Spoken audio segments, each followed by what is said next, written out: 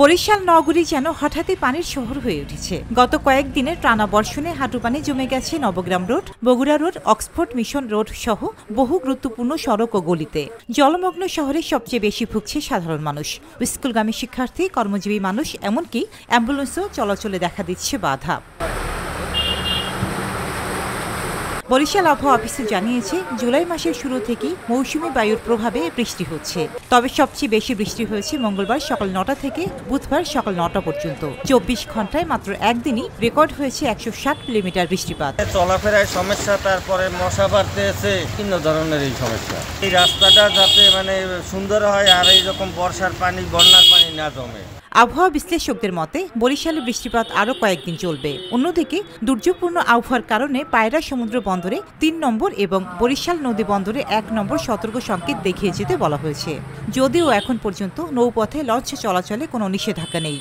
আসার পথে অতটাও জল ছিল না এখন আগের সময়, কিন্তু এখন হালকা হালকা একটু কম আসছে। সময় যাওয়ার সময় আমার প্যান্ট ভিজে যেতে পারে, অসুখ বিসুখ হতে পারে, জ্বর হতে পারে, কাশি হতে পারে।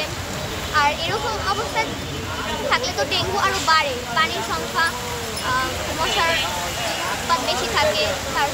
তবে বরিশালের জলবদ্ধতা নতুন কিছু নয়। নগরবাসীর অভিযোগ, প্রায় প্রতি বছর বর্ষা এলেই একই অবস্থা তৈরি হয়। সামান্য ভারী বৃষ্টিপাতেই তলিয়ে যায় সদর রোড, বাজার এলাকা, এমনকি সরকারি হাসপাতালের সামনের রাস্তাও।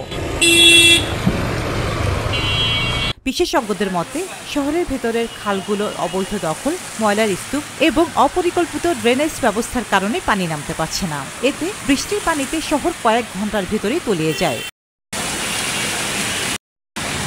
স্থানীয় প্রশাসন ড্রেন ও খাল সংস্কারের কাজ শুরু করলেও তার অগ্রগতি খুবই ধীর। নগরবাসীর দাবি, এই পরিস্থিতি থেকে মুক্তি পেতে হলে দ্রুত ও কার্যকর উদ্যোগ নিতে হবে।